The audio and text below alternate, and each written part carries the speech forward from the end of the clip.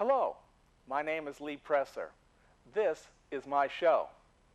I speak frequently to very interesting people.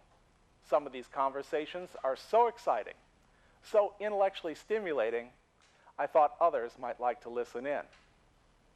This is the reason we started recording Conversation with Lee Presser. Welcome to Conversation with Lee Presser. The National Corn-to-Ethanol Research Center is located on the campus of Southern Illinois University, Edwardsville.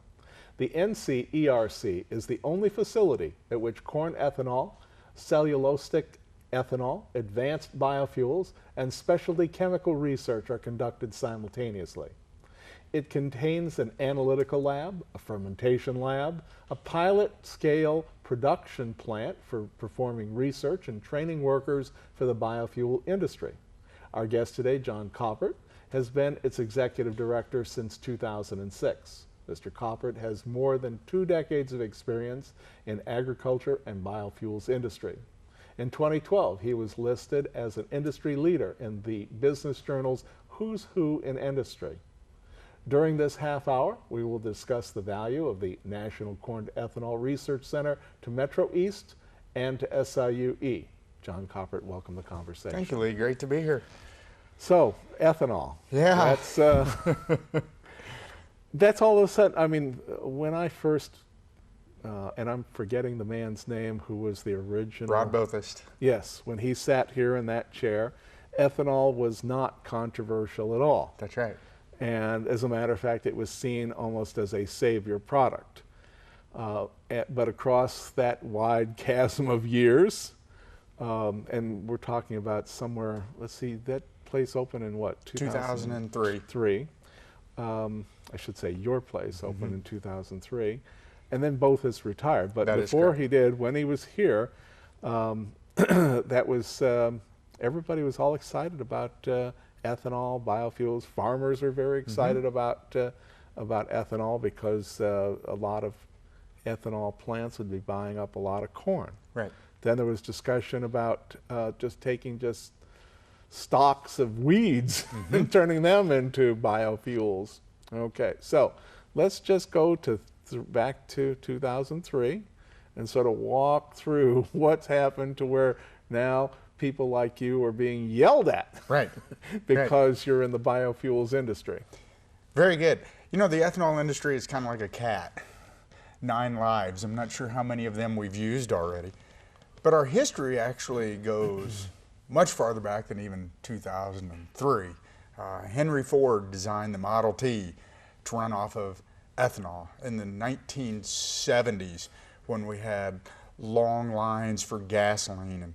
And for the youngsters, let's remind them that in 73 there was a, what do they call it, not a boycott, Embargo. Embargo, right. Right. All the Middle Eastern countries wouldn't send us their petroleum anymore. Correct. And so that's when prices of gasoline literally jumped from 25 cents a gallon at the pump to 50 cents a gallon at the pump. That's right. Which people found shocking.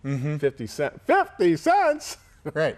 Right. And by the late 1970s to early 1980s, the ethanol industry, primarily utilizing corn, was about a 1 billion gallon industry in the United States. Oil prices dropped in the 1980s, and as an industry, we stayed relatively stagnant or flat for nearly 2 decades. Then came the 2000s. And in the early 2000s, hundreds of farmers, primarily corn farmers around the country, revitalized this industry.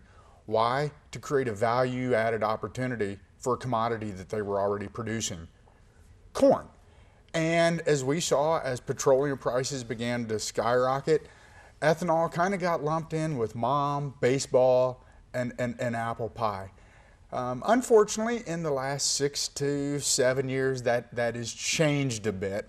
As the anti-ethanol rhetoric ramps up from our opponents, we find ourselves in a bit of a defensive position right now. Now, most gasoline, or is it all gasoline, has a certain amount of ethanol in it? Well, go ahead, answer that one. So all gasoline has some form of an oxygenate in it, and estimates are that 98 to 99% of all gasoline does have some amount of ethanol in it, and that some amount is up to about 10%. Okay. What people have seen like E85 sign, not too many of them. Not too many. Not too many. What is E85? So E85 is a blend where the majority of the fuel is ethanol. 85% ethanol, the remaining 15% gasoline. In the last 3 to 4 years, we've seen somewhat of a ramp up, a lot of rallying around mid-level blends of ethanol, and particularly E15, which has been approved by the EPA, but levels even more mid, E25 and E30. Now, there were problems when ethanol first came out and was put into this blend of gasoline. It went into engines, and the next thing you know, all of a sudden, certain rubber parts inside these engines started to just blow out. What was that all about? So that was the alcohol content in the fuel. And clearly in recent years, not only we as an industry, but those that regulate us, such as the EPA, have gotten much better at defining methods in which we can utilize, in particular, those mid-level blends of fuels. As a specific example, the EPA has determined that all vehicles on the road 2001 and newer, regardless of whether they're flex fuel or not, can use blends of ethanol up to E15. When you go beyond E15, the vehicle still must be designated as a flex fuel to burn that ethanol blend. Well, let's just back up a second. Sure. Okay, we've been talking about stuff as if everybody knows what we're talking about. So, first of all, what is ethanol?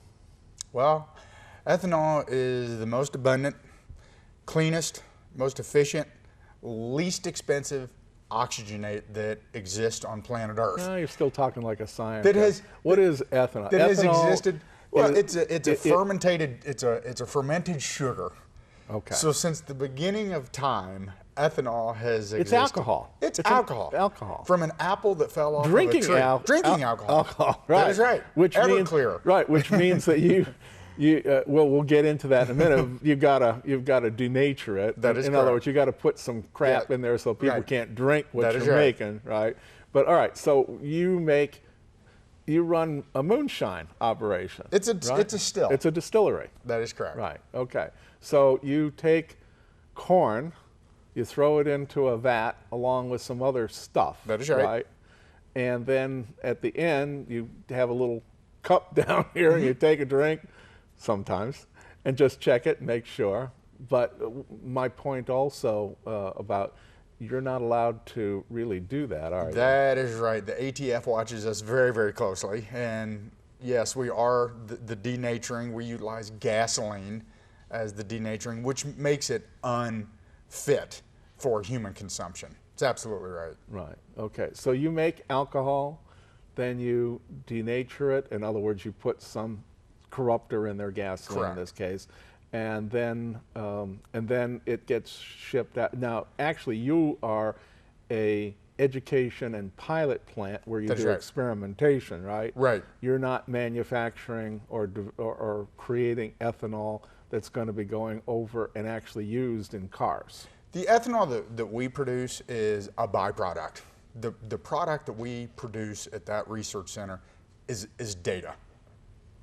But we do, as a byproduct of that research, produce some amount of ethanol. In fact, we have the equivalent of a semi-tanker load sitting there today that will ship out sometime in the next week. Right. So you're a research center, like your name says, but what you're doing is you're actually renting your facility out to various industry leaders who come and do experiments because you already have the facility that they don't have. That's right. And so then they can use your facility to run tests to find out if they can create more alcohol per bushel? Per bushel or better yield of alcohol from the ingredients that they're already using. But Lee, you brought up a great point in there, and that center truly is a shining success of a public-private partnership that has worked. It was built on state and federal tax dollars, but for utilization by the private sector. And as we sit here today, 93% of our revenue comes in the form of contractual research that we conduct for the private sector. with the remaining 7 to 10% of our funds coming in the form of competitive grants. Are you allowed to name some of the companies here that do work with you? Well, we take very seriously non-disclosure agreements, confidentiality agreements that we have. There are some companies in the private sector that openly talk about the work that they've done at our center. We appreciate when they do that, because that's a very nice promotion of our center. What I can say, without naming specific company names, is that over the last decade, more than 85 products and technologies have went through our center on its commercialization pathway. 50 plus of those technologies are now out in the commercial marketplace, and those 50 technologies are generating in excess of $5 billion a year in gross revenue, and are responsible for the direct employment of over 5,000 people. So it truly is a success story of public and private working together. Do you ever get a piece of the patents that they're developing, or that's not even an issue? They bought through their contract the right to patent their material. It's a great question, Lee, and every contract that we negotiate with companies in the private sector, those things are negotiated. Patent rights, particularly intellectual property, who owns what. So it's a negotiation on every single contract. The template of the language is the same, but every single contract, there will be similarities, but there will be differences as well on who owns what at the end. Do they send their people in to work on your facility, or do you have staff and just the scientists come and bring their whatever it is they're throwing into the vat? We have a staff of 22 professionals whose backgrounds range from analytical chemistry all the way to chemical engineering, wastewater management, and everything in between. Our clients, we appreciate when our clients bring in their personnel. Their personnel do very little hands-on operations when they're in our facility. They're there more to oversee, to monitor as the project progresses. Mm-hmm. So that brings us now to, we've already covered that you're a research facility. Mm-hmm. You know, you're trying to improve the usage of these various agricultural products and create more alcohol per agricultural product, right? Correct. That's the main thing that you're doing over there. That's the main focus. Right. So why do some people object to the work that your facility is doing? Lee, it's a great question.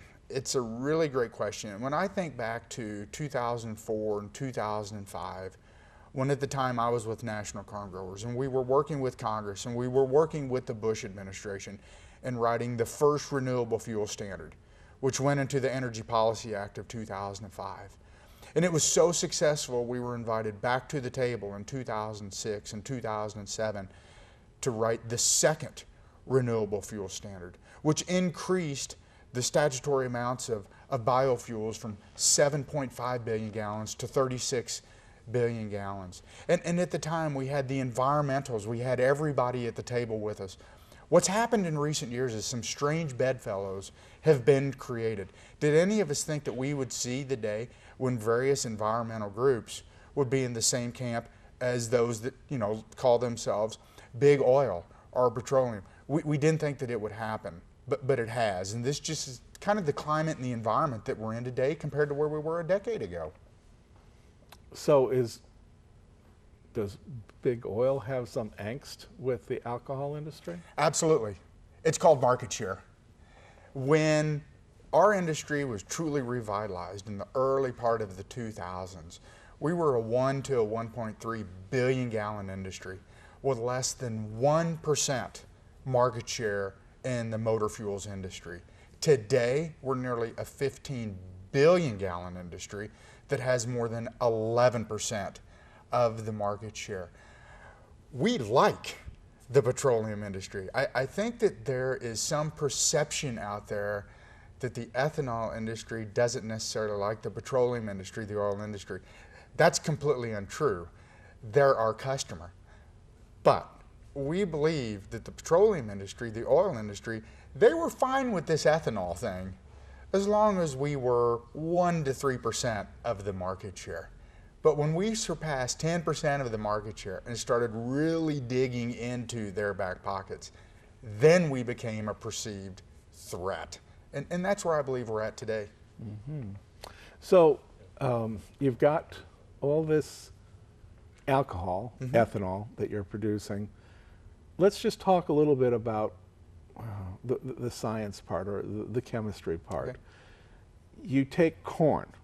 In this case, I mean, you're using corn, right, for the most part. It's one example of right, a one feedstock. example. You're using corn, and then somehow from this corn, you get the sugar out of it, and eventually it becomes alcohol. Can you just describe that process a little fuller? I absolutely can. So the process, there are essentially 4 steps.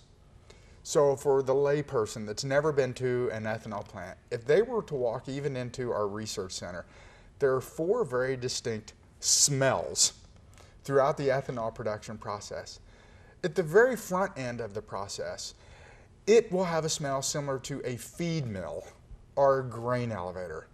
That's corn, that's the feedstock being received and being ground. It's a very distinct smell. The next step in the process, whenever the starch is being converted into sugar, that's a smell similar to when you have pasta going in your kitchen, or maybe you're baking bread. The third very distinct aroma or smell is that of something that smells like a brewery, this sweet alcohol smell. Well, now the sugars are actually being converted into the ethanol, the fuel alcohol. And then the final stop is, or the final aroma, the final smell in the process, if you will, is as a finished feed. So we've completed the alcohol production, and now we're drying off the co-product that comes out of the process called distiller's grain. So for the very, very lay person, all they have to use are their senses, and they can know where we're at in the ethanol production process. And start to finish, it's about 48 to 52 hours. Now, interesting that you mentioned this word co-product instead of byproduct. I got slapped on that one time years ago, and so I understand what you're saying, but please explain to the audience what co-product means. It's a true co-product. So we start with a single bushel of corn or a single kernel of corn, and from that single kernel, we're today going to produce many products in this new biorefinery concept of the corn ethanol plant. Obviously, we're going to be producing the ethanol, but there's other products that come out as well. Today, 75 to 80% of the corn ethanol industry is extracting corn oil, simultaneously producing the alcohol. And then a third product is a very, very highly desired animal feed product, the distiller's grains, high in protein, 30% plus protein, a very transportable product that's shipped all around the world. Now, isn't it true though that these co-products are what really makes the biofuels industry profitable? Today, there's no doubt about it, because margins are razor thin.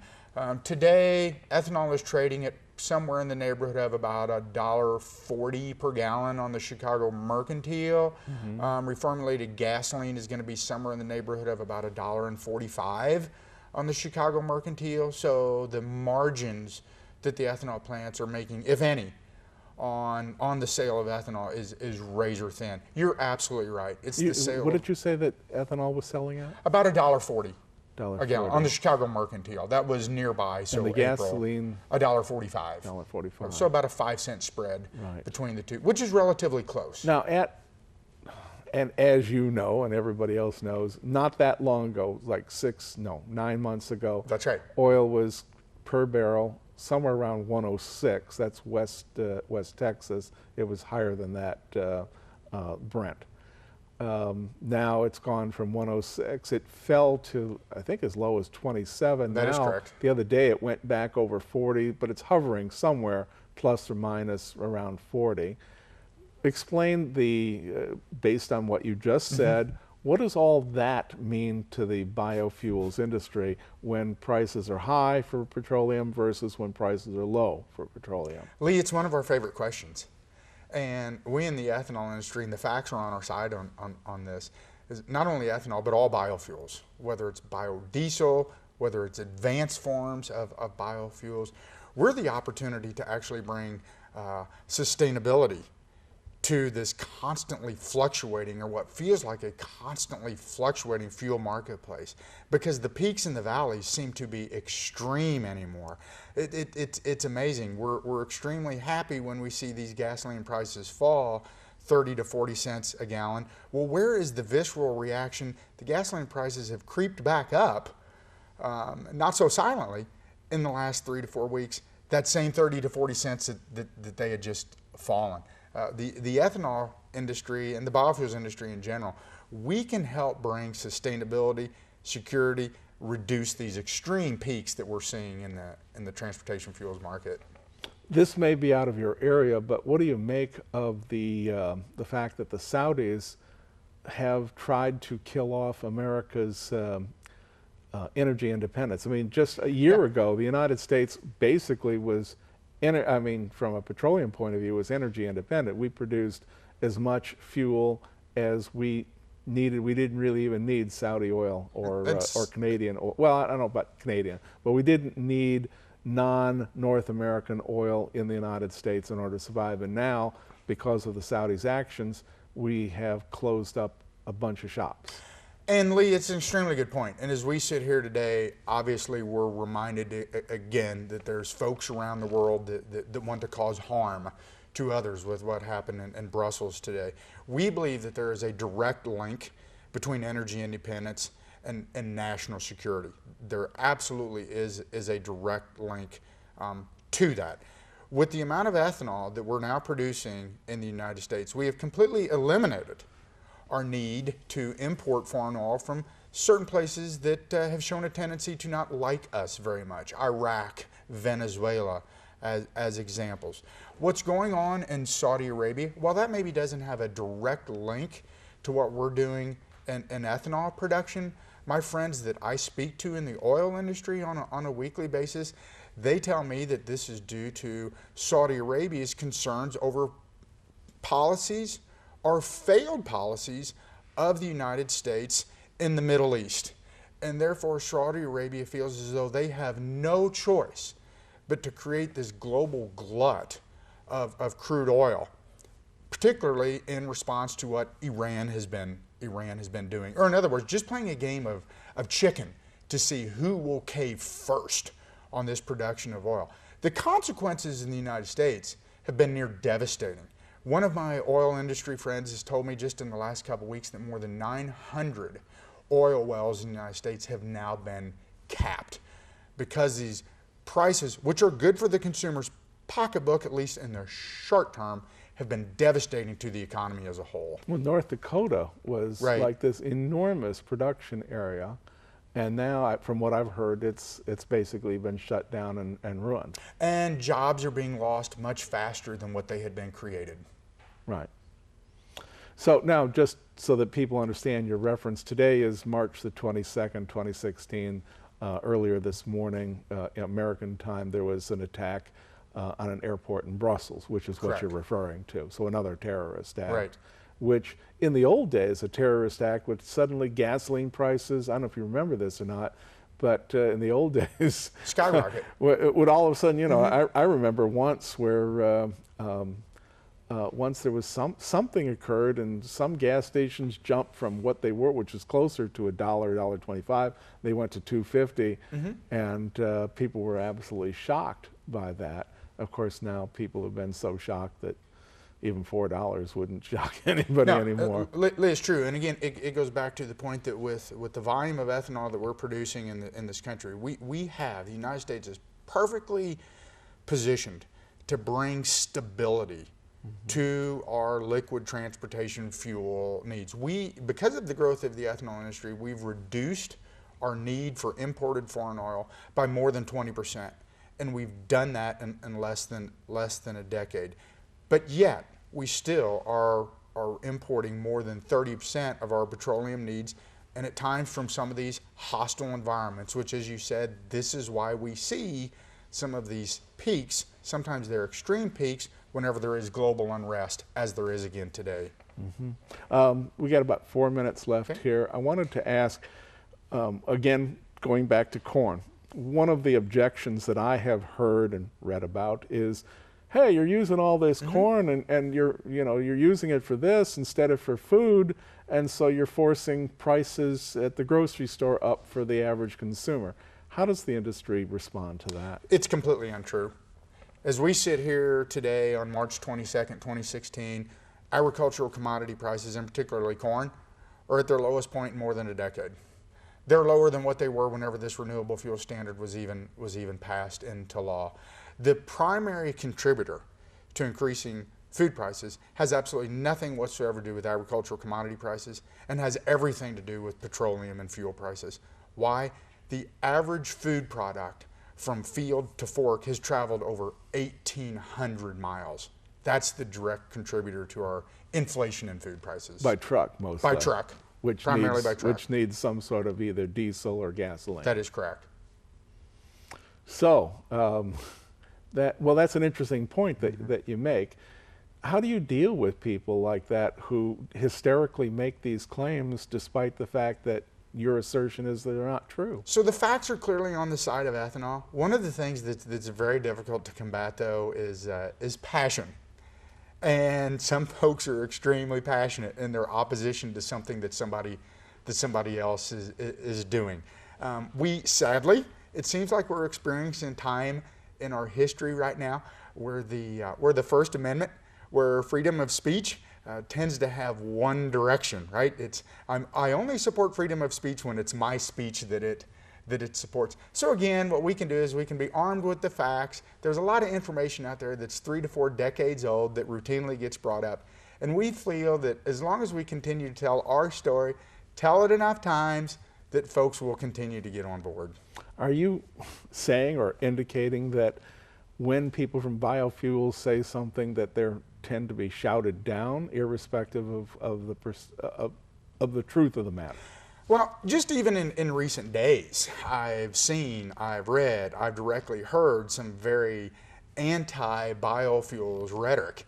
And sometimes when you separate the wheat from the chaff, to use an on-the-farm pun, but sometimes when you separate the wheat from the chaff in this argument has absolutely nothing whatsoever to do with biofuels and actually has everything to do with production agriculture, and the real argument is with production agriculture, which I think is extremely sad.